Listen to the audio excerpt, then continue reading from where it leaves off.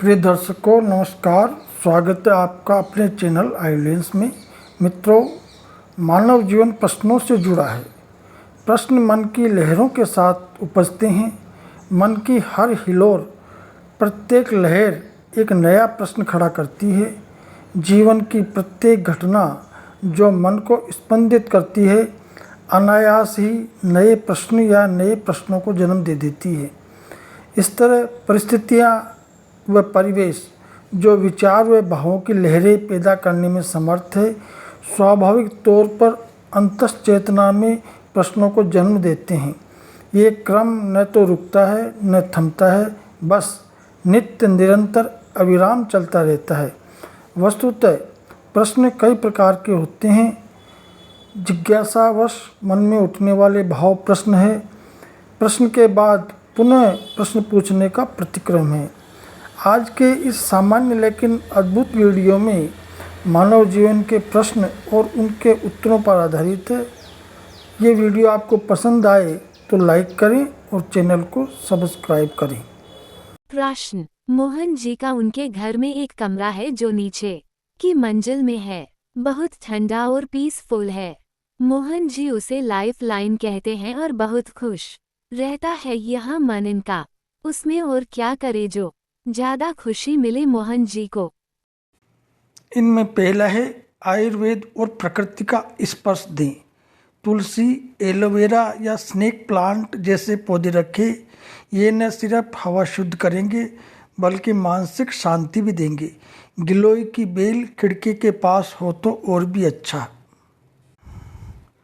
सुगंध और शांति के लिए रोज़ सुबह शाम धूप, लोबान या चंदन की अगरबत्ती जलाएं। अरोमा डिफ्यूज़र या लेवेंडर या केवड़ा का तेल डालें। तीसरा है आत्मिक विकास की जगह बनाएं। एक कोना हो जहां आध्यात्मिक किताबें हों, भगवत गीता, उपनिषद, चरक संहिता या मोहन जी को जो पसंद हो। एक छोटी सी जपमाला और आसन हो, ध्यान, प्रार्थना या मौन साधना के लिए। चौथा, दीवारों पर प्रेरणादायक चीज़ें, कुछ सुंदर शांतिदायक चित्र जैसे हिमालय, साधु ध्यान में, सूर्योदय या पवित्र नदियाँ आदि। संतों के उद्धरण एक फ्रेम में लिखें जैसे शांति बाहर नहीं भीतर है, संत ज्ञानेश्वर। पांचवा है मधुर ध्वनि का शंख। एक छोटा स्पीकर या बेल जो धीमे धीमे भजन, वेद पाठ या नाद सुनाए। यदि मोहन जी को पसंद हो तो बांसुरी या सितार की मधुर संगीत भी चल सकती है। छठा है लाइटिंग और रंग संयोजन। रंग संयोजन। कमरे की लाइटिंग सॉफ्ट और गर्म रखें जैसे पीले रंग की। पर्दे, चादर और तकिए के रंग के हों, हल्के पीले, हरे या सफ़ेद जो मन को शांत करे। सातवां है दीवार पर लाइफ लाइन नाम का बोर्ड। मोहन जी अपने आप से लिखा हुआ एक छोटा बोर्ड या चित्र जिसमें लिखा हो, ये मेरी जीवन रेखा है जहाँ आत्मा विश्राम करती है। आठवां अंतरंग मुलाकात का स्थान। कोई विशेष दोस्त, पोता पोती या परिवारजन यहाँ केवल उनसे मिलने आए। यहाँ केवल सकारात्मक बातचीत, हंसी हो, शिकायत नहीं। नवा है शरीर और मन के लिए एक कोना। एक छोटा योगा मैट या पीठ टेकने वाली आरामदायक कुर्सी हो जहाँ वे ध्यान, पढ़ना या विश्राम करें। 10वां है नाम के अनुरूप एक डायरी या रजिस्टर जिसमें मोहन जी रोज़ लिखें, आज मेरी लाइफ ने मुझे क्या सिखाया। इससे उनका आत्ममंथन और भावात्मक जुड़ाव और गहरा होगा। प्रश्न: मोहन जी के कोरोना हुआ था 2021 में। जब उनको रिकवर होने में 1 साल लगा था तो उन दुखदायी क्षणों में यही कमरा उनके साथ रहा था। इस कमरे में कोई पॉजिटिव एनर्जी है उनके लिए जो आत्मशांति लोगों को 5 स्टार होटल के कमरों में नहीं मिलती, वो मोहन जी को यहाँ मिलती हैं। क्या कारण है? मोहन जी का वह कमरा केवल ईंट पत्थर की दीवारों से बना कोई स्थान नहीं है। वे जीवन के सबसे कठिन और एकांतमय समय का साक्षी रहा है। जब शरीर थक गया था, जब सांसें भारी थी, जब जीवन और मृत्यु के बीच का फासला सिमट रहा था, तब यही कमरा मोहन जी के साथ था, चुपचाप, बिना किसी शिकायत के। तो सवाल यह है कि आखिर क्यों मिलती है मोहन जी को इस कमरे में इतनी आत्म शांति और सकारात्मक ऊर्जा। इसके बारे में बात करेंगे। पहला कारण इसका दर्द का साक्ष्य बना स्थान, एक भावनात्मक जुड़ाव। जब मनुष्य एक कठिन समय को पार करता है और किसी स्थान ने उस समय उसे सुरक्षा, विश्राम और पुनर्निर्माण दिया हो तो वह स्थान सिर्फ जगह नहीं बल्कि साथी बन जाता है। ये कमरा मोहन जी को संकटकालीन तीर्थ बन गया था। दूसरा है कष्ट और एकांत से उपजा मौन, जो भीतर उतरने में सहायक है।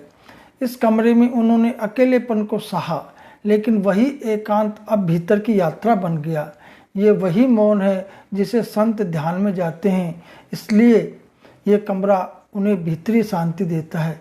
तीसरा है नकारात्मकता का विसर्जन, सकारात्मकता का संचय।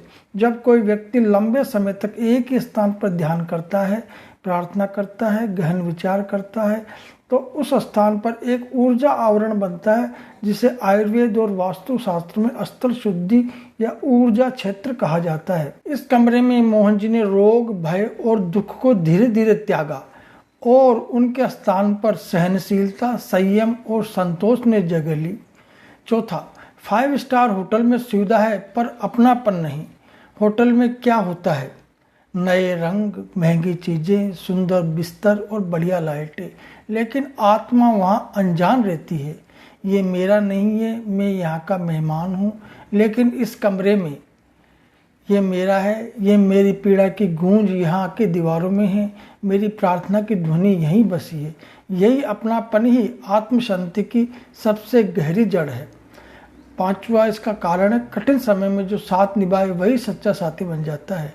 मोहन जी को कोरोना से जूझने में 1 साल लगा।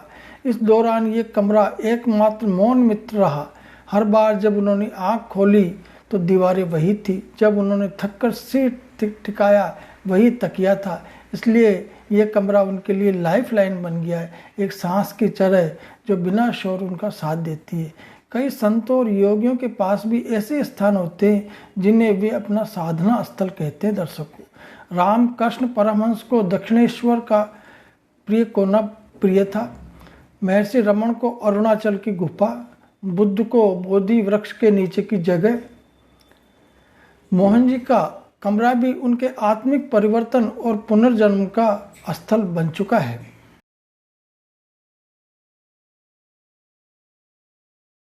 प्रश्न, जहाँ ये सजीव पुतले जो मनुष्य होने का अभिनय करते हैं और किसी को भी अपने मन, क्रम, वचन से आत्मशांति, आनंद नहीं दिया, तो ये निर्जीव वस्तुओं में ऐसा क्या है जिनसे इतना लगाव हो जाता है?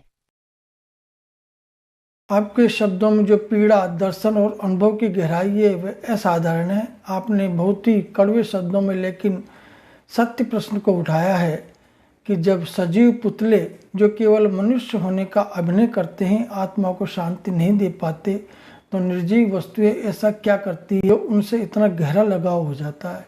ये प्रश्न आधुनिक सामाजिक रिश्तों की खोखली सतह और आत्मिक संबंधों की सच्चाई को उजागर करता है। दर्शकों, इसका उत्तर यह है दर्शकों कि लगाव की गुणवत्ता भाव पर आधारित होती है, रूप पर नहीं। सजीव शरीरों में अगर भावहीनता हो तो वह केवल चलती मूर्तियां हैं। बहुत लोग केवल शरीर से जीवित होते हैं। उनके शब्दों में कृत्रिम मिठास होती है। मन में स्वार्थ, प्रतिस्पर्धा या अहंकार और कर्म केवल अपने लाभ के लिए होता है। वे दूसरों को न तो सच्चा सुनना जानते हैं, न समझना, न सांत्वना देना। ऐसे लोग शरीर से तो जीवित होते हैं पर आत्मा से मृतप्राय होते हैं। निर्जीव वस्तुएं झूठ नहीं बोलती, मुखौटे नहीं पहनती। एक कमरा आपको बिना बदले की अपेक्षा के शरण देता है। एक पुराना तकिया हर दिन का गवाह बनता है बिना कोई प्रश्न किए। एक कुर्सी आपकी पीठ को तब तक सहारा देती है जब तक दुनिया ने मुंह मोड़ लिया हो। इनमें कोई छल नहीं, कोई दोहरापन नहीं, इसलिए मन की टूटी शाखें इन पर विश्वास कर पाती। दर्शकों, जब मनुष्य मनुष्यत्व भूल जाए तब आत्मा की प्रकृति और वस्तुओं की ओर मुड़ती है। जब रिश्ते औपचारिकता, शब्दों की मार और व्यर्थ के अधिकार बन जाए तब आत्मा वह खोजती है जहाँ मौन में अपनापन, छाया में शांति और स्पर्श में करुणा मिले। ऐसे में एक चुप कमरा, एक पुरानी डायरी, एक खिड़की से आता सूरज हमारी सबसे बड़े मित्र बन जाते हैं। निर्जीव वस्तुएं हमें वापस हमारी आत्मा से जोड़ देती है, क्योंकि वे मौन है, इसलिए वो हमें भी मौन की ओर ले जाती है। और मौन ही वह स्थान है जहाँ आत्मा अपने सच्चे घर से मिलती है। दर्शकों, निष्कर्ष यह है कि दर्शकों, सच्चा लगाव कभी रूप, नाम या बोलने की क्षमता पर निर्भर नहीं होता। वह सत्यता, मौन और अपनापन पर निर्भर करता है। जो लोग केवल अभिनय कर रहे हों मानवता का, वे थका देते हैं, लेकिन जो वस्तुएं निःशब्द सेवा कर रही हो वे आत्मा को संवेदना और अमृत दे जाती है। दर्शकों, आपके वाक्य सजीव पुतले बहुत तीखे हैं, लेकिन जब व्यक्ति बार बार छल और ठंडेपन से टूटा हो तो यही सत्य उभरता है। दर्शकों, आज के लिए बस इतना ही। दर्शकों, आपको वीडियो अच्छा लगा तो इसको लाइक करें, शेयर करें। धन्यवाद, नमस्कार।